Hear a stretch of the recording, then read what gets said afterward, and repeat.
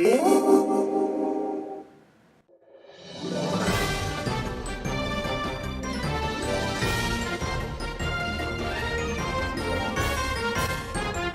there guys, welcome to another episode of RobaFett, and oh my god, I cannot believe it's been another year. Another FanBoy Con has come, another year has gone past. It's so crazy how quickly all this stuff happens. But anyway guys, just like I did last year, and oh yeah, if you haven't seen the video from last year, I'm going to leave it in the comments below, so please check out the link. Make sure to give the video a thumbs up if you really like it. Like, comment, rate, subscribe, keep that YouTube dream alive.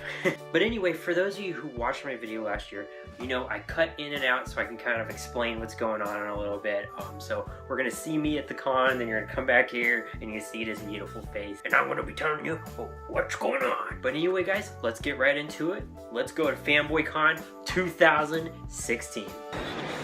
Hey there guys, we are here at Fanboy Expo. This is my second year coming. It's going to be pretty awesome. William Shatner's going to be here, Billie Dee Williams, the entire cast of Dukes of Hazzard, a lot of cool stuff, so just get ready for that. There's a lot of people here.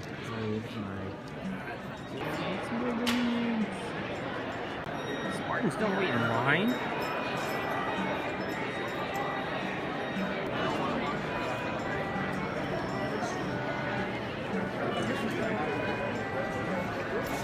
So much busier than last year. Wow, you can hardly move in here. It's crazy. It's really awesome though. Everywhere you look, there's like a Thor or scantily dressed Aquaman or just all kinds of crazy stuff. There's a lady space ghost over there. There's Star-Lord and the Joker. There's all kinds of stuff. That's John Schneider. That's a girl.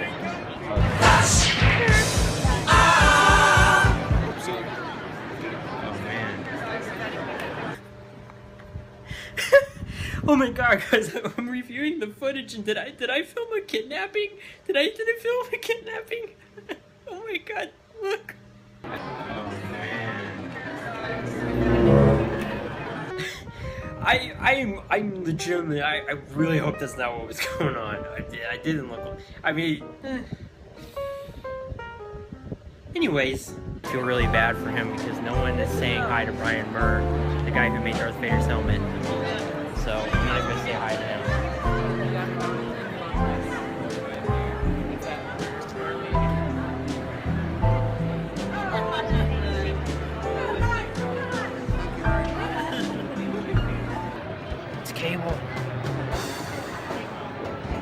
Cable's been slimming out. You know, he's usually a little bit more plump, like Buzz Lightyear. Well, when you gotta go, you gotta go. The 90s. So many good memories. Yeah, I'm pretty sure I like broke my Blue Ranger in half when I was like 7. Having some fun with with Donatello there.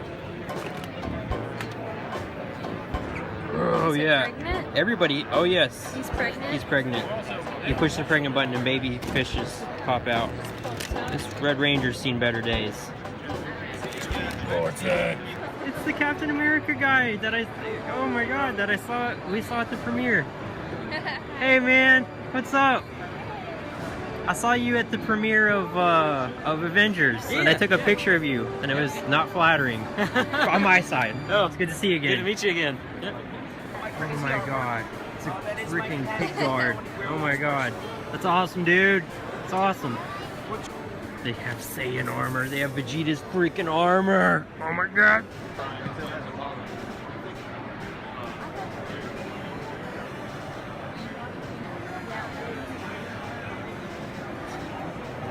That was a lot of help yesterday. It's freaking Skull Kid. Dude, you gotta know you're gonna get stopped every 5 seconds.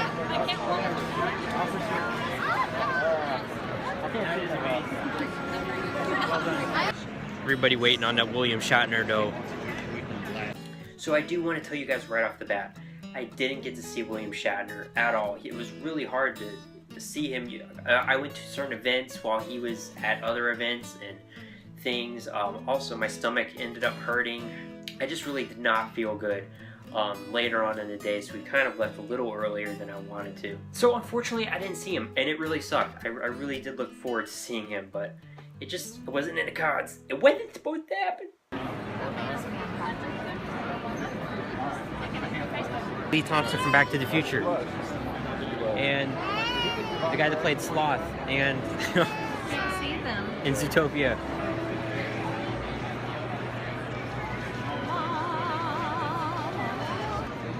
It's the Ghostbusters, the non-feminine cast. Actually, it's the cast I've never heard of before in my life. There's Glasses Guy and Tan. Oh, yeah.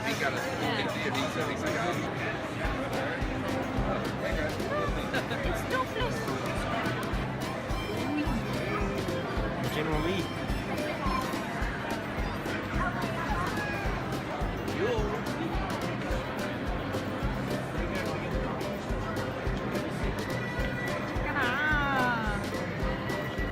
Guys, so we've seen a lot of cool stuff so far. We are just waiting in the Dukes of Hazzard Q&A, so we got some really great seats. We're just like really close, so it's gonna be pretty cool. Mr. John Snyder!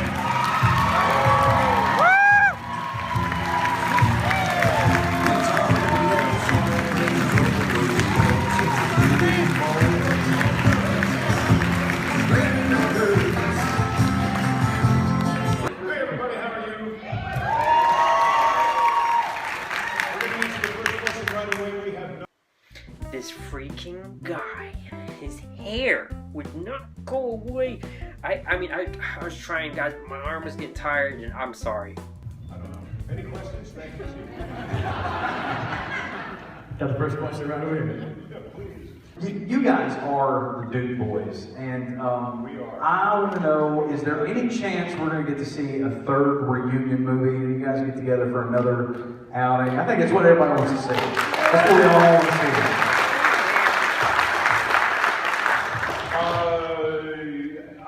The movie was so awful, I think that maybe it was the first and final nail in the cinematic coffin of the Dukes. I wish that they... They're not talking about the new one. Not the new one. No, I understand. No, we did. Well, the Dukes Go to Hollywood thing, not whatever that was called. But I would be up for it, but I honestly don't know that because of the failure of the movie, I don't know that Warner Brothers actually, the people who own it actually realize the value of the source material. I really don't think they do. And they're the ones who own it. They're the ones who say it. It ain't up to us. Yeah. So, now there's a chance of doing it.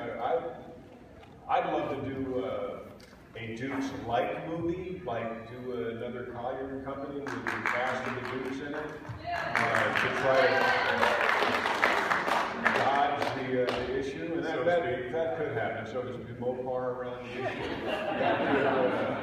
That could happen, but and it blows my mind. I don't understand how. I mean, we come to these things all the time, and they're wonderful little kids. We're in an oh, how old are you, buddy? 6. There are 6-year-olds wearing Dukes of Hazzard merchandise, wearing the O1, and having a great time watching a show that they feel as excited about as their parents did 37, 38 years ago. And how the people that own it don't realize the value of that. But they never did. They never did. They didn't like us when we were on. It was the strangest thing. Strangest thing. Oh, yeah, there's that show. Well, it's number 1. Yeah, but you know, it's got dirt roads in it, and I just don't understand. The people that made it, remember Miles? Yeah, they didn't really understand. They didn't And the people CBS and Warner Brothers. But you know what? They don't matter. You guys matter. That's true. You guys had a great time.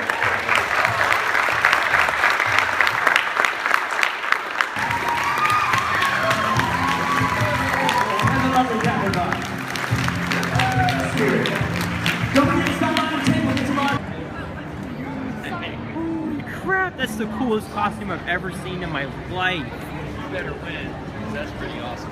Ant costume. Look at that Ant-Man costume. It's awesome.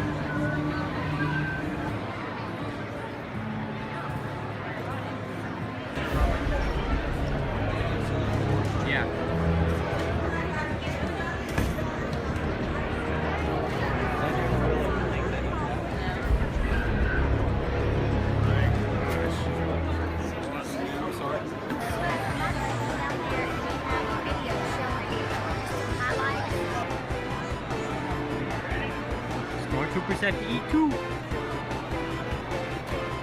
So we sat in on Billie Dee Williams, aka Lando Calrissian, and Harvey Dent.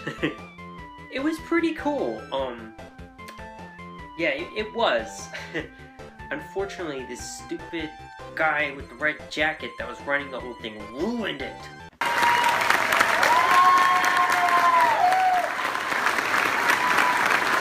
How's everybody today?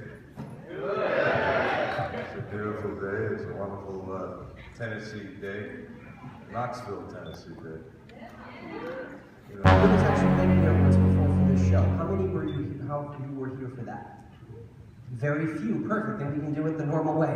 What a lot of people don't realize, what you just saw on screen shows you just a glimpse of what Mr. Williams has done in his acting career. But a lot of people don't realize that he's also an award-winning artist. And so I always like to start the Q&As out where Billy can tell everybody a little bit about his art. So Billy, why don't you tell them a little bit about it? well, I grew up in New York City, and I went to a school called Music and Art High School.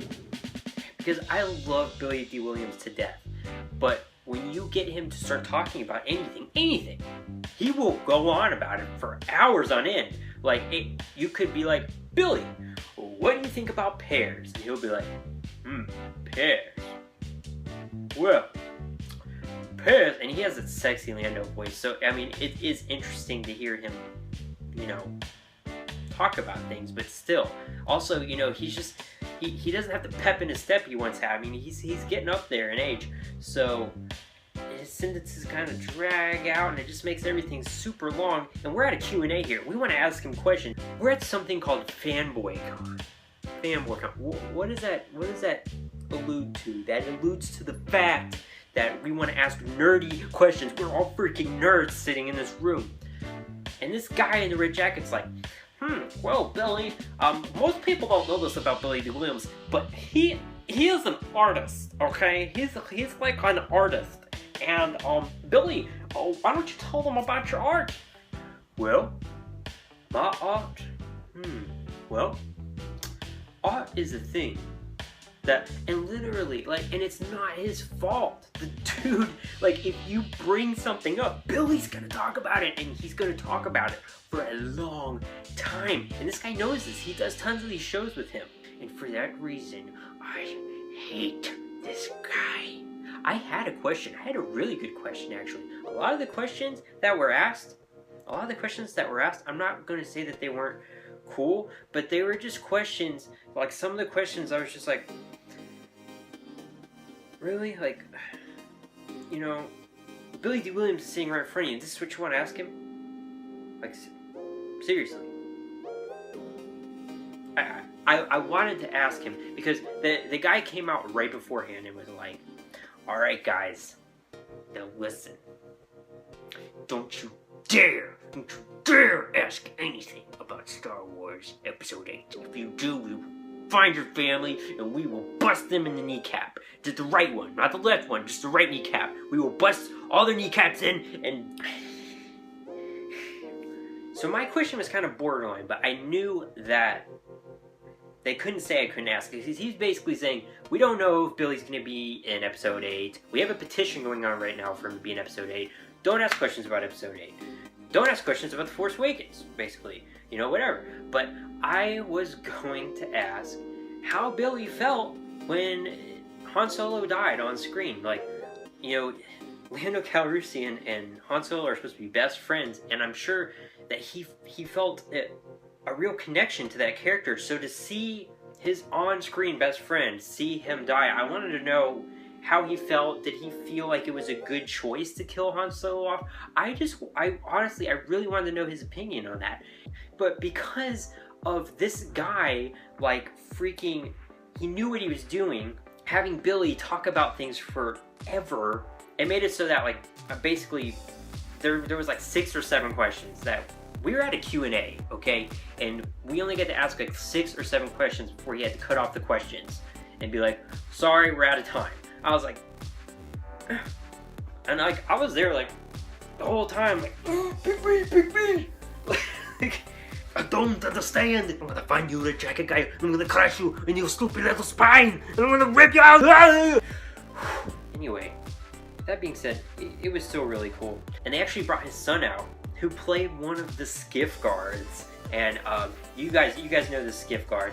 I can't remember his name. I think it's Babu or Taboo or something. But all of us have had a toy of him or know him from the movie, which was pretty awesome.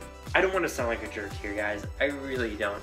And you know, all in all, I did really enjoy it. Red Jacket Guy just, you know, he got me all wound up inside. He did. He got to me. And when I left Music High High School,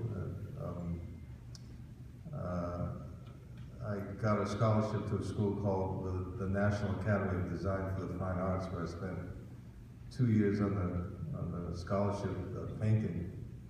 And I would. How was it playing the role of Commissioner Gordon in Batman? Harvey Dent, I'm sorry, Harvey Dent, I'm sorry. Not thinking right, I'm sorry. Harvey Dent. No, it was okay. I was really looking forward to doing Two-Face, but it didn't work out. It would have been interesting if I had done it. However, you know, Tommy Lee Jones is one of my favorite actors, so it was okay. But I was really looking forward to doing Two-Face. But Sony bought the rights to the Batman. So they decided to go in a different direction. My name is Blaine, and why or why not did you betray Han Solo in Empire Strikes Back?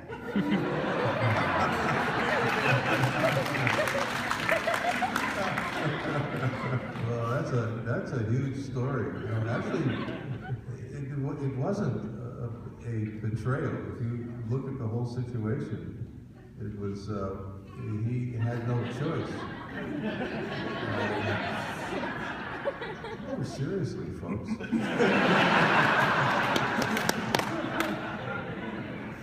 No, he had no choice. You know, and he had to look. He was in Besman. He had Cloud City. He was about to lose that. Once Vader decided to come into his domain, he had no choice but to. And since Boba Fett and Vader were after Solo and also Solo's friends, he had to somehow make some kind of a deal in order to hold on to his situation and prevent the complete, and I'll give you a word that you might not know, and prevent the complete demise of his friend and his friend's friends. Annihilation is another You know, so he had to work something out. Well, you saw what he had to go through. He even took 3 minutes, 3 seconds, and to go up against Darth Vader. That's my favorite. Yeah, that's my favorite scene. He loved to do that scene. Wasn't a condition of our agreement. No one's getting out of that bounty hunter. You're being treated unfairly. You've been forced into finally the garrison.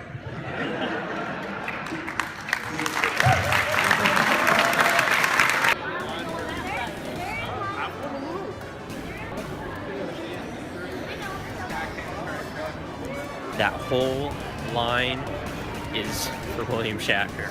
No thanks. I mean, William Shatner's awesome, but nope. We are here at FanBoy Con. Yes, we are. Hey! Hey, buddy, what's up, buddy? Hey, man, how you doing? Yeah. Oh wait. Oh no. You're wrong place. How did you get here? Ninja Hey! Yes. Let me turn my camera around as well. We are here at FanBoy Con. Probably one of my favorite things all day was I was just randomly filming, and all of a sudden I heard Ninja Bois' voice, and he was actually introducing his video right at that moment. He's like, "Hey, it's Ninja Bois. I'm here at FanBoy Con." And I was like, "Who's Ninja Bois?" Like, I'm literally just like, it was so crazy how it happened. I was just like filming stuff, you know, and then like I hear him right behind me, totally unplanned. And for those of you who don't know, Ninja Bois is a fellow YouTuber, just like me and you, if you're a content creator. I met him last year at FanBoy Con 2015, and that has just been a really awesome friendship ever since then, we've always just supported each other's videos and watched each other's videos and just gotten to know each other. And it's really cool when you can go to something like that and meet somebody and actually have a longer lasting relationship.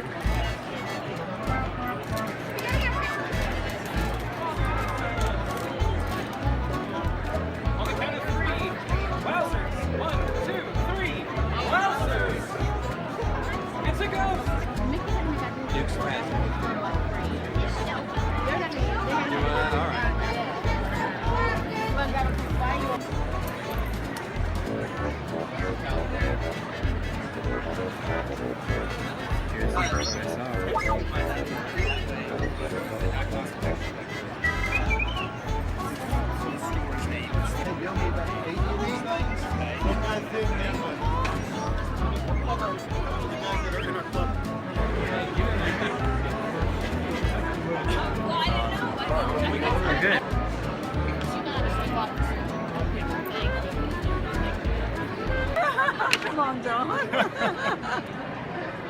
What name? I'm Steve. Well, no, that's to Shane. This one's to Steve. Shane? J-N-E? Shane. What you were saying in the quick Q&A is so true, though. I mean, the Dukes of Hazzard's my favorite show of all time, and it really did have great morals and everything. And it was just awesome. It just, you know, people were bored. The next week it was the Lion. Yeah. So remember, true. it was the Lion. It's true. So true. You know? So this guy pays $75,000 to go on safari and hunt a lion, and the guide puts him on the wrong lion, and his life is destroyed because the world needs to. Are you recording? The world needs to crap on. So we stood in line and got an autograph from John Schneider. I really didn't have all that much money, but I knew that I wanted to get an autograph from John Schneider for my dad for his birthday, and one of my best friends growing up and cousin. I wanted to get them both autographs. So it cut off there. I had my fiance Heaven helping me film a lot, and she thought when he was saying, "Are you filming?" that he was like, "Turn off the camera." But he was about to say something not G-rated, and he didn't want that to be on camera, so he kind of rephrased what he was saying. And unfortunately, she took that as stop filming. So she shut the camera off there, and you didn't get to really see the rest of us talking. And it was unfortunate because they had a lot of rules, like, oh, you know, if you want to get behind the booth, take a picture with them with your phone, it's $40, you know what I mean? Which was pretty stressful for her because she thought, you know, are they going to get mad at me for filming this? So, but everything else aside, guys, I had a really great time. There was just a lot of awesome people there. So many cool costumes. A lot more people this year. I mean, obviously, you know, with William Shatner and John Schneider and Billie Dee Williams being there. The entire cast of Dukes of Hazzard as well. The Lois and Clark guy, can't remember his name. There was a lot of people there. Lee Thompson from Back to the Future. With all these big names there, there was just a lot of people that turned out this year. A lot more than last year. So there was a lot more costumes, a lot harder to move. But all in all, I really enjoyed it. I really liked meeting people and seeing all the different things and all. I mean, as for myself, I like to stay comfortable, so I don't really care about dressing up. But for all the people that did, thank you so much. Thank you for making FanBoy Con 2016 a real awesome success. I also want to thank all of you for watching. If you can ever make it out to FanBoy Con, or just any con, any expo, anything like that, do it. It's so much fun. And I mean, like, you know, if you can afford it, if it's in the budget, if it's in the plan, if you're able to do it, if you're able to get off of work, I know it's tough. Go out and support these things. They're really awesome. As always, guys, like, comment, rate, subscribe. Like I always say, you don't have to, but when you guys do it, it really does help me out. Helps me get one step closer to being able to do more videos, have more time to do them, the more support I get. So every single one of you, I appreciate you. As always, guys, stay awesome, keep those Punisher hats on, and I'll see you later.